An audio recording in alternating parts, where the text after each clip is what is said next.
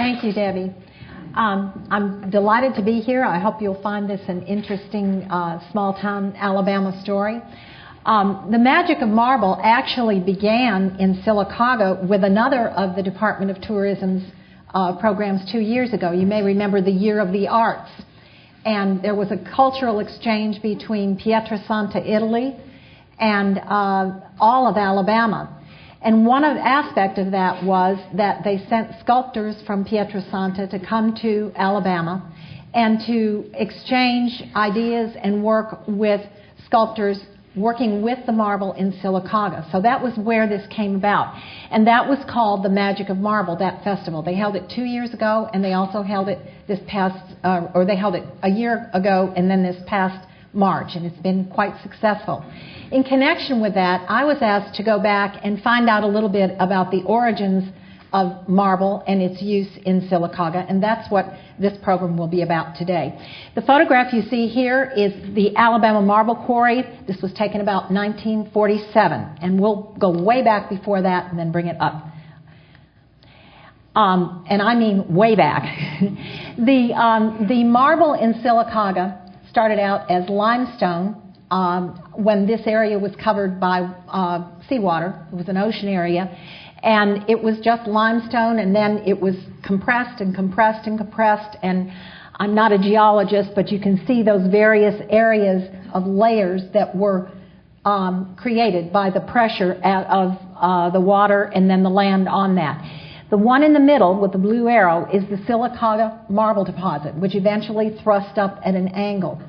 The amazing thing about it is it's 32 miles long and 1.5 miles wide. That's a huge, huge area of absolutely beautiful crystal white marble that is right underneath the area around Sylacauga. So let's talk a little bit about how people found out about that. It has been compared, one of the reasons for the exchange with Pietrasanta, Sylacauga is the only other place in the world besides Carrara in Italy where this particular Madra cream white marble crops up and can be used. This is a photograph of the Carrara quarry in Italy. If you look at the difference between that, you notice here the stone is being quarried out of the side of the mountain. Back here, the Sylacauga vein is between two mountains, so it's down in a valley, which affects it a little bit different, and that'll come up again later. Now, Sylacauga began, you can see there's quite a evolution of the name there. It was originally a small Shawnee Indian village in the area that was called Sylacauga. Some Shawnee Indians came down from the Ohio area about 1748, and they established this village. And of course, one of the first things that they noticed was all these little bits and pieces of marble, which were perfect for making arrowheads. So that was its first use in the area. Because the Shawnee joined into the Creek Confederacy, and by the time Andrew Jackson brought his troops in for the Battle of Horseshoe Bend and the Battle of Talladega, the Shawnee tribes no longer had an influential leadership position in that area. Now, one of the people that came with Andrew Jackson when he brought his troops into Alabama for the Creek Wars was a man named Dr. Edward Gant. He was a physician, originally from Virginia, I believe, and he cared for Jackson's troops. He was here in 1813, 1814. He came back to this area in 1820 and decided to make his home in Alabama. He lived first in Cahaba, which was the old original capital, and later he moved to Selma, where he had a medical practice for quite some time.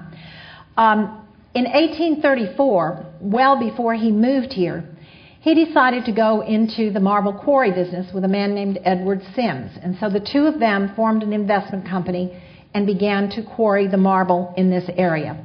Dr. Gant moved to Sylacauga in 1849 and lived here until his death in 1867. He not only was a practicing physician, but he also sculpted monuments for graves, always signed them E. Gant. And if you're one of these people who likes to go around and read what's on the cemetery markers, you may very likely come across some of the earlier ones from before the Civil War that are marked with his signature.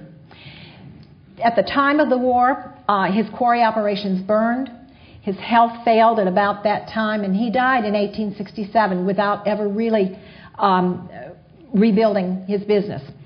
As was the case in many places in Alabama and throughout the South, the time from the end of the Civil War until up to the late 1800s on into the early 1900s, industry struggled greatly. It was difficult to keep a business going, and that was the case with the marble industry also. So we're going to jump forward a little bit now. I do want to show you a map that kind of indicates where we're talking about. Here's Sylacauga, as it was called in 1837.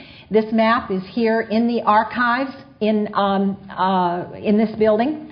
It's one of the LaTourette maps from 1837, and you can see Sims and Gantz Quarry here and another one up here at that time. Now, later map shows, here's Sylacauga, spelled a little closer to the current spelling, and now you have just Gantz Quarry, which is the area that is today known as Gantz Quarry. But notice there are also a number of other quarries up north of Sylacauga along that 32-mile vein of marble.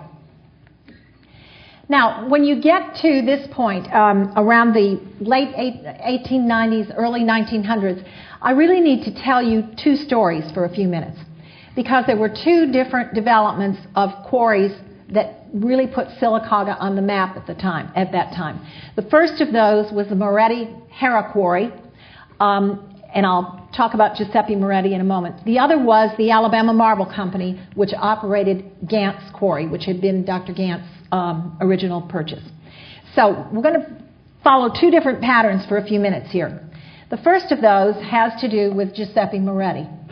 Most people in Alabama know him primarily because of his cast iron statue of Vulcan, which is up there on top of Red Mountain in Birmingham. I think we've probably all seen that at one point or another. But he is also well known for a beautiful sculpture that he created about the time that he came to Birmingham to finish putting Vulcan together.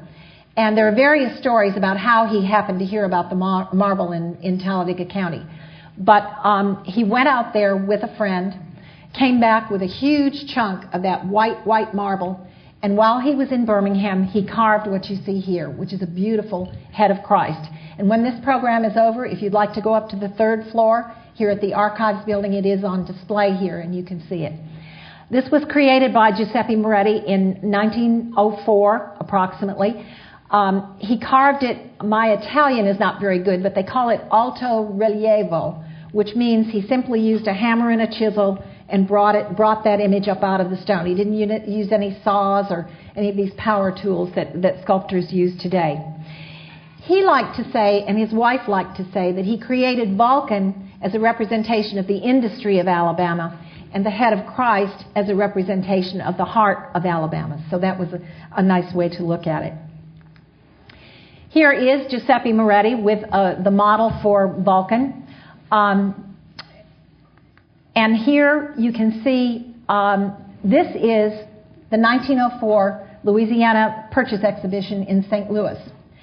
Mr. Moretti entered this in competition there before it was established in Birmingham, and it won an award. It was and is the largest cast iron statue in the world. But what many people don't know is that Mr. Moretti also entered his Head of Christ sculpture in that same exposition, and it also won a bronze medal at that time. Now, Mr. Moretti is an interesting character. He was not only a very accomplished sculptor, he was also a man who fancied himself a bit of an entrepreneur. And when he saw the marble outcroppings in Talladega County, he decided that he wanted not only to be a sculptor, but also to develop the quarry industry and the use of marble for dimension stone, for architecture and for sculpture. So in 1905 and 1906, he and a man from Birmingham named Gibson set up the Gibson Moretti Quarry. I'd love to know where this was taken from. I don't know that it was necessarily an aerial photograph. There must have been a mountain nearby or a tower. But this is a newspaper clipping of that Gibson Moretti Marble Company. Unfortunately, it only lasted a couple of years. This was when railroads were still having difficulty making money, and the railroad that had been promised to service this didn't work out. So that one kind of fell apart. But also about this same time, Mr. Moretti, in addition to doing the sculpture, or doing the quarries rather, had an assistant. Julia Tutwiler, I'm sure you're all familiar with her name. Julia Tutwiler was a teacher at the Female Academy in Livingston, which is now the University of West Alabama. And one of her students was an extremely talented artist named Geneva Mercer, who was from Marengo County. And when Mr. Moretti was speaking at the Chamber of Commerce up in Birmingham, Ms. Tutwiler brought some samples of Ms. Mercer's work for him to see. And he was so impressed that he immediately invited Geneva Mercer to become his assistant. She came to Birmingham. She went to Sylacauga with him and his wife and literally lived with them and worked with him for the rest of his life and stayed with his wife in Italy after he passed away. This is one of her own sculptures. Now, Mr. Moretti did not give up on the marble industry. In 1912, he decided to start another quarry. The railroads were a little more effective by this time, and he thought he could make a business of it. So in 1912, with the backing of a very wealthy friend from New York named Charles Jefferson Hera, I always say Hera, he developed the Moretti Hera Quarry. Again, though, he was not able to manage the finances well, so after 3 years, he sold his interest in that quarry to two men from New York named Brownson and Hoffman. As I said, Mr. Moretti was an interesting character. When I started working on this project, people said, you know, there are a lot of rumors around here in Sylacauga that Mr. Moretti was a good friend of Enrico Caruso, and that Mr. Caruso used to come and visit him here in Sylacauga, and they would get in a wagon and ride around in the woods and sing opera arias together. And then the people who said this very often said, but you know, we've heard that, but we don't really think that's true. We don't have any documentation of that. And so I thought, well, that's interesting. We'll see. What you see here is the letters that I found in the Birmingham Public Library archives, handwritten by Enrico Caruso to Mr. Moretti, and at least 3 of them are addressed to Mr. Moretti at his home, Montepino, in Talladega County, Alabama. So I don't have documentation that they rode around in a cart singing opera arias, but they had both been in a singing club together in New York, so it's highly possible. He was a very interesting man. These are the supervisors' homes that were by the Moretti Hera Quarry. This picture was taken sometime in the late teens or early 20s. Most of the people who worked for Moretti Hera did not live at the quarry. They drove there or took transportation there from other places, but the supervisors did, and these were their homes. This is a brochure from Thompson Keel Marble Company in New York, which distributed for Moretti Hera, and notice you can see up here the logo. Even after Mr. Moretti sold his interest, they kept the name Moretti Hera. They kept that heritage, and that stayed the same on up into the 70s. Mr. Moretti left Sylacauga in 1916, decided after he had sold his interest in Moretti Hera that he wasn't going to be able to make it go up at here. He had lived in Pittsburgh before that. He was a highly successful sculptor in Pittsburgh. If you've ever been to Pittsburgh and been to Schenley Park, you have most likely seen some of his bronze works, the Panther Hollow Panthers, and there are all kinds of sculptures up there. He went back to Pittsburgh to work in 1916, and he stayed there until 1924, another 8 years. But he loved Alabama, he loved the marble, and he decided in 1924 to come back here. He built this home, which was near the quarry. He started another company, Moretti White, and his intention was to settle here, to do his artwork, to develop another quarry, and to retire here. Unfortunately, his health failed about this time, and instead of staying here, he ended up returning to Italy. This is a photograph of him with his wife, Dorothea, and his assistant, Geneva Mercer, who was still with him. They went back to Italy, retired at San Remo. He lived another 10 years, but in very poor health, and he's buried there. So he has a lot of connection to Alabama marble. but his sculpture was certainly much more successful than his quarry adventures. But Moretti Hera did continue as a successful company. Now, the second little journey I'd like to take you on has to do with the other company that developed out there. And this was a totally different situation. The Alabama Marble Company developed its own company village right on the edge of the quarry. And so most of the people who worked there actually lived there also. So I want to tell you a little bit about their company and their life. Notice here, there were two men from Ocala, Florida, Herbert Ford and Edward Hiller, who actually bought old Dr. Edward Gant's property in 1904, and they incorporated it as the Alabama Marble Company in 1908. And they hired a man named Major John Stephen Sewell to be in charge of running that quarry. He arrived in Sylacauga in about 1907. He was a military engineer and had just returned from San Francisco, where he had been evaluating the damage to buildings from the earthquake there. So he came directly from San Francisco to Sylacauga to run the Alabama Marble Company. Colonel Sewell hired over the next few years 4 men to work the Alabama Marble Company. And those 4 men eventually became what everybody out there refers to as the 4 families. They were the families who eventually owned the quarry. This is Henry Mitchell King, who was the first one to come, came in 1907 from Georgetown. He was hired to be the production manager. And he also, it was a whole self-absorbed kind of community out there. They had their own baseball team. They played every Saturday, and literally everybody went to the baseball field on Saturday afternoon. Mr. King loved to play baseball, and at first he played with that team until he hurt his shoulder, and then he just became a coach. He and his family built, this is a much later picture, but they built a very beautiful Spanish-style home with a red tile roof on a hill out at the quarry. And he lived there for a very long time. There's an interesting story about his wife. Marjorie Vanwinkle was from Pittsburgh. And when Mr. Moretti decided to come back to Sylacauga in 1924, Marjorie Vanwinkle was studying with him in Pittsburgh.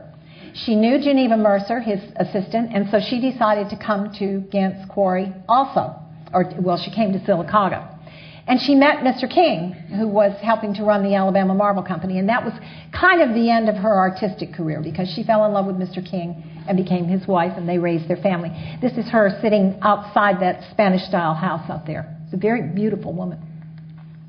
The second man to come was W.P. Harrison. He came in 1908, and he came from Columbia, South Carolina, where he had been in the banking business, and he was hired as the bookkeeper and later became the treasurer of the company. He also served off and on through the years as the mayor of Gantz Quarry. When they incorporated the village, even though it was owned by the company, they had to follow all the incorporation things, and one of those was you had to have a mayor. So WP decided he would serve as mayor, and he did that. This is his home, which is the only home still standing in Gantz Quarry today. It has a beautiful marble staircase inside of it. Every once in a while somebody says, oh, we need to move that home, because the other 3 were taken over as the quarries expanded, and this one eventually will be too. But so far nobody's figured out how to get it moved. This is a stock certificate. I believe this is dated 1920-something. What is interesting to me is you have 2 signatures down at the bottom, both Colonel Sewell's signature and W.P. Harrison's signature at the bottom of it. Now, the next person to come was Will Runge, who came from Tate, Georgia. Tate, Georgia was also a quarrying town. They did a lot of marble quarrying and other types of stone over there. But one day when Mr. Sewell was over there, he met Will Runge on the grounds, was very impressed with him, and literally offered him a job right there, which he agreed to take. He became vice president of the Alabama Marble Company, married Mitchell King's sister, and raised his family there also. This is the back of the Runge home at Gantz Quarry. You can see all of these homes had marble steps. Many of them had marble slabs for kitchen tables. They had marble wainscoting. They had marble bathrooms. There was a lot of marble out there, and you can see here the seating, the bench seating around the reflection pool, and the posts are all marble. This home unfortunately burned in the 1930s and was not replaced. The family moved to Sylacauga at that time. I do not at this point, I'm still hunting, but I do not at this point have a picture of Mr. Gardner. But Mr. Raymond Gardner was the fourth person who was hired to manage the company, and he was both the secretary and he was in charge of the drafting. I don't have a picture of him, but this is his wife, Marion Gardner, whom everybody, even today in Sylacauga, refers to as Miss Marion. She was quite the proper lady. In this photograph, she's shown with Mitchell King at the First Communion of Margaret Livingston Morton, who was her godchild. Joe Morton, who is the superintendent of schools for the state, is married to Margaret Morton, whose family grew up out in Gantz Quarry.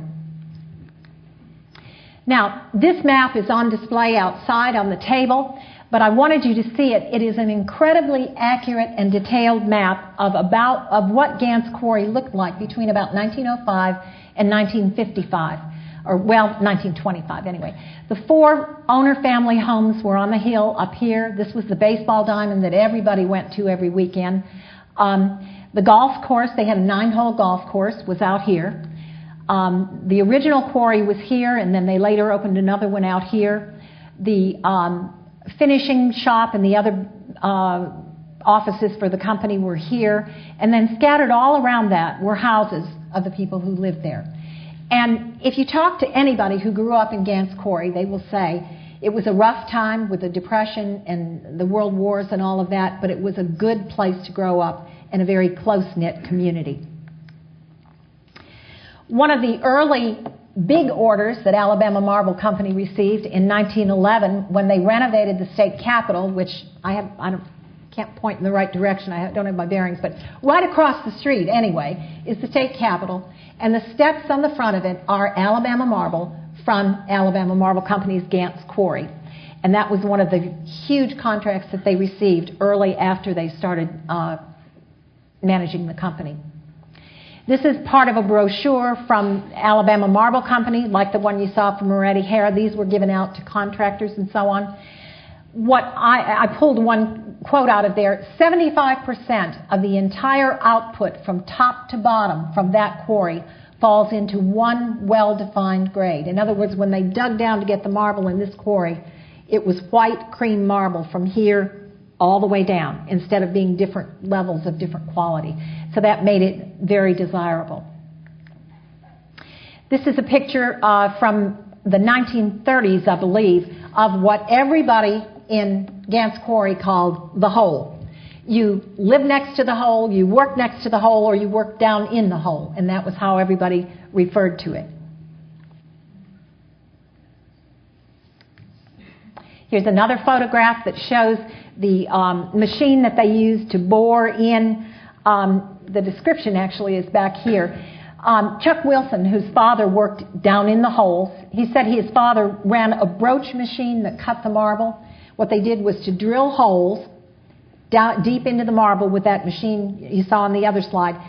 And then several afternoons a week, about 10 to 4 in the afternoon, a whistle would blow. And everybody knew if they were on the golf course, they were supposed to go take cover. If they were playing out in the yard, they were supposed to go get in the house, because if that whistle blew at 10 to 4, at 4 o'clock, they were going to set off the dynamite blast. And although people assured me that large chunks did not always fall out, come flying out of the quarry and into their yards, occasionally they did. So they had to watch out for that. This is Lyman Dicen, who was the blacksmith for a long time at Gantz Quarry. He is taking those steel rods that were used to drill into the marble. His daughter said that those things got dull very quickly, and so he spent all of his time sharpening them in the blacksmith shop. She said she used to go out and visit him in the summertime, and you cannot imagine how hot it was, probably close to what it's like outside today, at least, or worse, in that blacksmith shop in the summertime. This is what everybody called the Dinky. It was a switch engine that never left the grounds of Gantz Quarry, but it was used when the marble was brought up with those huge derricks in chunks. It was put onto railroad cars, and this dinky would shuffle them either over to the finishing shop if they were to be finished there, or on out to the L&N tracks if they were to be shipped somewhere else.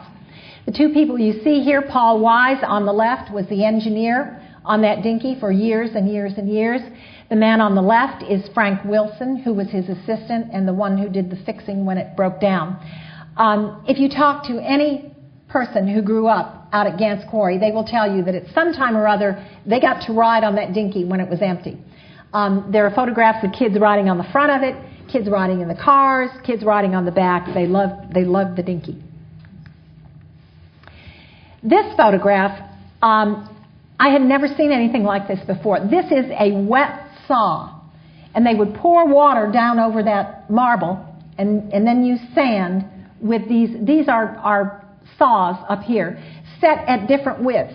So they would have an order for slabs this big and slabs that big, and they would set that to a certain width, and then they would bring that saw down. And as June Atkinson, who grew up out there, said, I remember the smell when the saws would cut those big slabs and the water would run. She said it had a very distinctive smell.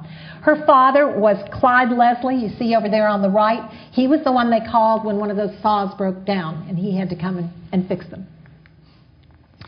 These are just some quick photographs. These are from the Geological Survey of 1916, but they give you a feel. You can see in this one, for example, here's the derrick that has lifted that big chunk of marble out of one of those railroad cars that the dinky brought by, and then they would be taken over into this finishing shed and then would come out as polished slabs.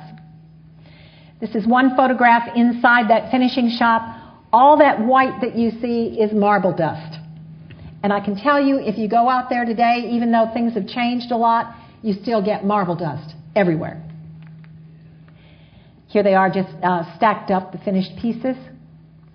This is a photograph from 1938 showing the inside of the finishing shop. There were apparently two big long belts that were attached to motors, and all of the various polishers were operated by those belts. And this is Charlie Adair, who was polishing. Notice somebody had actually written on the photograph, rock. In other words, this is what he's polishing there.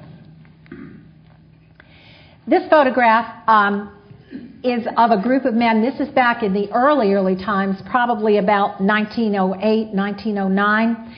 And as Chuck Wilson said, at the end of the day, the folks that worked in that shop came out white as a sheet of paper. They were just covered with the marble dust. And so what they had, first of all, was a big air pump. So they would come out of the finishing shop, they'd all stand there and wait their turn, and they'd take that air pump and blow all the marble dust off of each other at the end of the day. This was someone else's description. This is Mitchell King's daughter, Jerry King, who said you couldn't tell what color they were because they were white from head to toe when they came out of the finishing shop, even their eyelashes.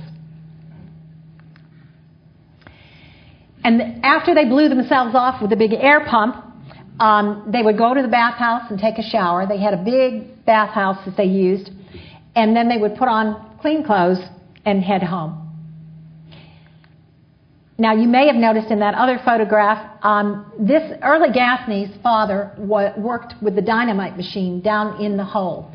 And if you think about it, the photographs that I showed you, the times from 1905 on up into the 60s, this was a time of segregation in Alabama. So you had black people, African American people who worked at the quarries. You had white people who worked there, but they had separate facilities and separate living quarters. And as Early said, they had two different communities, but they had their own churches, they had their own fishing lake, their own school, their own baseball team. Many people have told me that the two baseball teams often played each other. Everybody went to watch everybody's games and that type of thing. They had their own bathhouse, and it was separate at that time. Now, this is one of the pay envelopes. Every week on Friday afternoon, they received a little manila pay envelope. They were paid in cash. And because it was hard times, often these men had loans. And so one of the things that people tell me they remember is on Friday afternoon, about an hour before those paychecks were to be given out, several black cars would drive into Gantz Quarry, and this would be the loan people coming to get their cash from the men who owed the money. You can look at the amount, $95.24 for a whole week. And look at the amounts taken out. Okay. Now, I want to take a couple minutes just to tell you a little bit about where some of this marble went. The Washington Monument in 1849 is probably the first instance of Alabama marble. If you've been to the Washington Monument, you know that on the inside there are displays of types of stone from all of the different states in the United States. And there is a block of Alabama marble there. In 1922, when they built the Lincoln Memorial, not all of the marble that you see there is from Alabama Marble Company. But because the Alabama marble could be cut very, very thin so that it would be translucent and light could shine through it, if you go inside where the statue of Abraham Lincoln is and look up, that almost translucent marble that you see in the top of the Lincoln Memorial is from the Alabama Marble Company at Gainst Cory. Also in 1935, when they built the Supreme Court building, all of the floors and the door frames and windowsills above the basement level in the United States Supreme Court building, all of that marble is from the Alabama Marble Company in Sylacauga. Did I cover those? Yeah. This is another one. If you've been to Washington, you may have seen this statue, or this bust rather. It's in the Capitol complex, not right where all the Hall of Statues is, but it's in one of those rooms. Gutzon Borglum, if you don't recognize that name, he's best known for carving the 4 presidents at Mount Rushmore. But he also carved this bust of Lincoln, and it's carved from Gantz Quarry marble. Another interesting story, quick story about Cullman. In 1933, one of those L&N railroad cars that the Dinky had loaded up with marble overturned up near Cullman. And the marble that fell out was cracked and chipped and could not then be sent on to the customer that had ordered it. So the Alabama marble people decided that they would just donate that marble to St. Bernard's Abbey. If you have ever been to the Ave Maria Grotto up there, you have seen some of these absolutely gorgeous grottos and statues and things that are along the walkway there. I had heard this story a year or so ago, but I just recently went up there, and I was under the impression that, well, one of those little grottos had a little bit of Alabama marble. It's all over the place, as you can see here. As you can see here. This is all marble that fell off of that truck back in 1933 on the older ones there. Now, another use of Alabama marble that's much more contemporary right now, this is a house that exists here in Montgomery. This house was designed by a man named Dean Bryant Vollendorf, who had studied with Frank Lloyd Wright. I guess you could kind of guess that by looking at the style of the house. And the couple that built it back in the 1960s, William J. and Frances Brennan, some of you who are from Montgomery may be familiar with them. I know they owned radio stations in this area. And they commissioned Mr. Vollendorf to build this house from Alabama marble and Philippine mahogany. I think he also used the marble to build the radio station that they had. But it's an incredibly beautiful house. It was built in the 1960s. The family had it for quite some time. And then it stayed vacant for quite a while. But recently, another family has bought this house and is restoring it very faithfully to its original intentions. In fact, I believe I saw her come in. Claudia? Right. Claudia Smith is she and her husband Roger and their daughters, Caroline and Sophie, are restoring this house. And I think you can see the incredible use.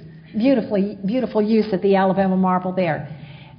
This scene and then also this one. With the lights on, the color doesn't quite do it justice, but it's an absolutely beautiful use of the marble. Now, just to tell you a little bit more about Gantz Quarry, the village, this is what it looked like about 1910, or at least part of it. There were approximately 500 people living out there in the 20s and the 30s. You can see the marble stacked up here along the railroad tracks, and then the houses next to it. Here's another photo. Shirley Blankenship grew out there, and she has said, even though there were tough times, some very special people grew up and lived in the marble quarry areas. Another thing that many people remember a lot, when the stone was cracked, and you remember I told you that Sylacauga marble is between two mountains. It's not quarried from the side of the mountain as it is in Italy. But because it's down in that valley between two mountains, there's a great deal of pressure on it. And so often when those big chunks are brought up, they already have cracks in them. It's estimated that only about 35% of what was actually quarried was usable. So you found lots and lots of piles of this stuff around that couldn't be used. Well, the children out there just loved it because that's where they played. They all have memories of playing cowboys and Indians and climbing up on there and so on. They also had, and you may have had this at your house, storm shelters. People were very, very concerned about tornadoes, especially after 1932. There was a terrible tornado that struck directly at Gantz Quarry in 1932. It killed 14 people, including 3 children who lived out there, and it destroyed 35 homes completely. So some before that, but almost all after that, built storm pits next to their homes. This is a photograph of Nan Adair, that's Charlie's daughter, out in front of theirs. You see the little vent up on top. They all had candles in them and things like that, and then they had the little vent. This happened to be a snowy day in Sylacauga when that was taken. This was the post office at Gainst Cory. It actually blew away in 1932, and they had to rebuild it. But this tiny, tiny building had not only the doctor's office and the library and the post. It had all 3 things, and the post office. They were all in that one building. That has now been restored and moved to the grounds of the Comer Museum in Sylacauga. This is the Gantz Quarry Baptist Church, which was organized in 1910. There was also a Methodist church. We have called all over, looked all over. We haven't found a picture of the Methodist church yet, but that's the Baptist church. 3 of the 4 founding families were Roman Catholic, and they established St. Jude's Roman Catholic Church in Sylacauga. This is a photograph of the altar, which is one solid slab of marble from the quarry, and the steps are also from there.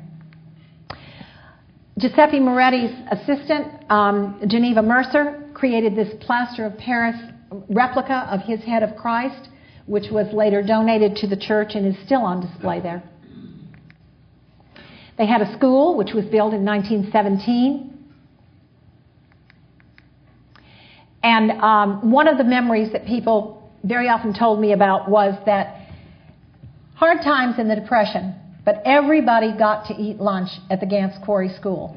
And June Leslie said that I believe it was her mother-in-law, Glenda Kinser, would always tell a child, well, we cooked too much today. You don't have enough money, that's okay, we have extra food, so you can eat with the rest. This was May Day at Gantz Quarry School. I don't know if your May Day looked like that at your school. They were all dressed in crepe paper dresses, and the poor boys were clowns, and they wore crepe paper also. It's another dance at the Quarry School.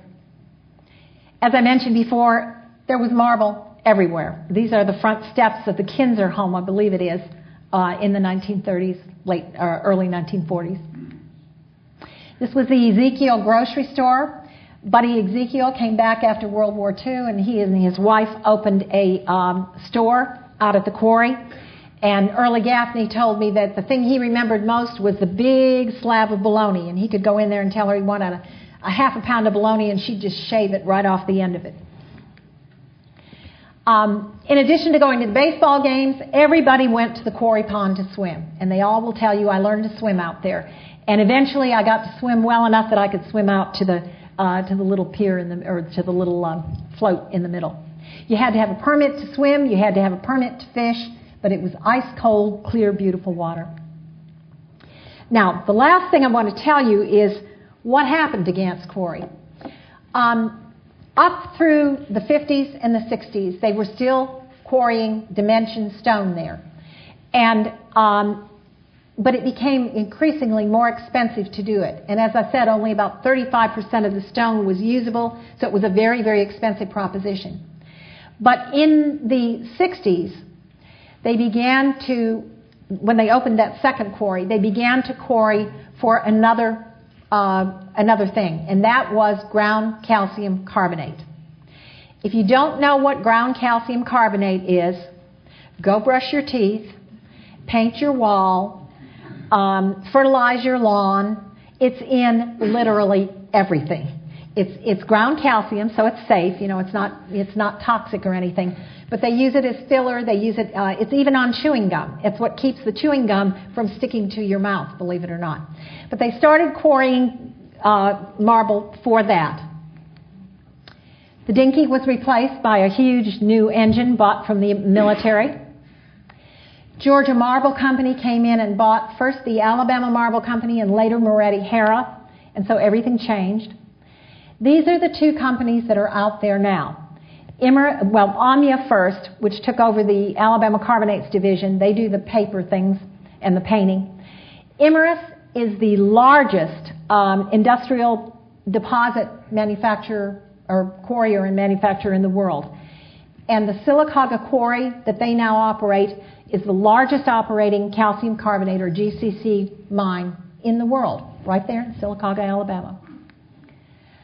These, again, the lights don't really let you see the color. These are just pictures of what it looks like out there now, which is much, much different.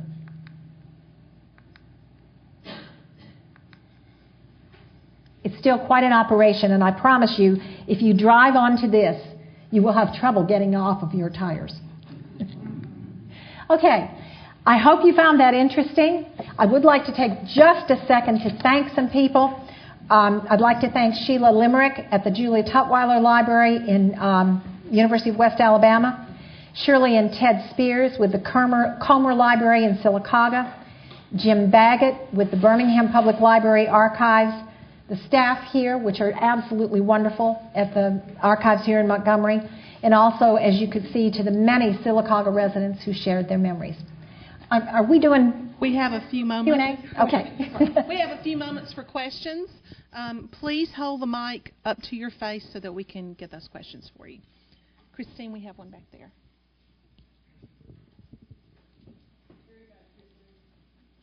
I have a couple small questions. One was, is there such a thing as a white lung disease like there is with black lung disease working in the coal mines?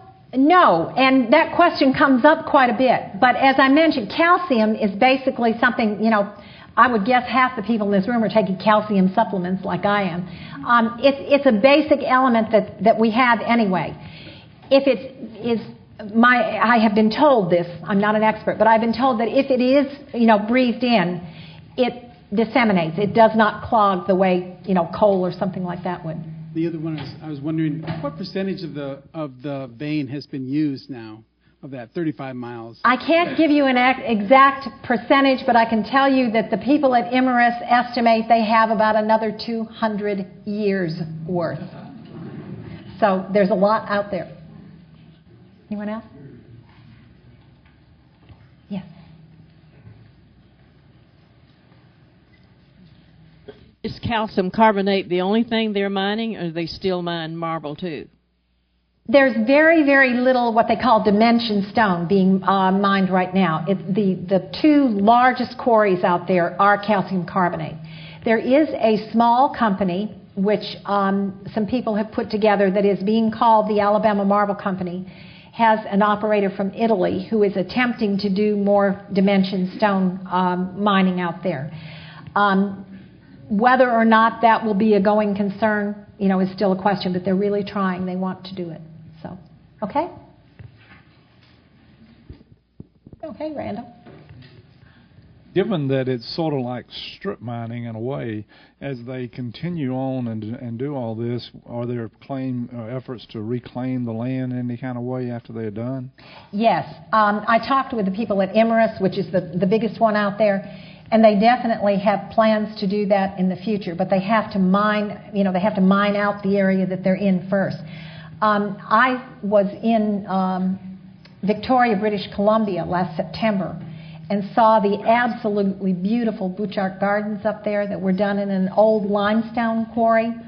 And I brought back I was taking pictures as fast as I could take them. I brought back about 40 pictures to show the people in Sylacauga what had been done there with an abandoned limestone quarry. But the answer I got was, well, that would be a great thing to do, but right now we're still using the quarry. So, but I think that, they do have plans to reclaim the land as it's abandoned. But right now that whole area is being used. So.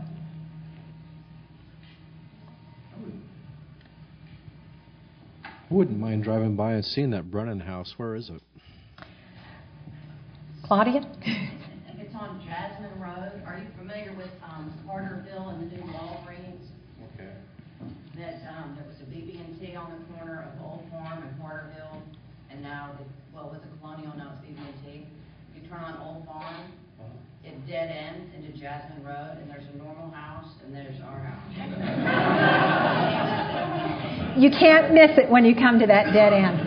And I should say, Claudia and Roger have gone to great lengths to know what that house looked like and what was intended in the beginning, and they are being very, very faithful to that original plan. It's a fascinating story.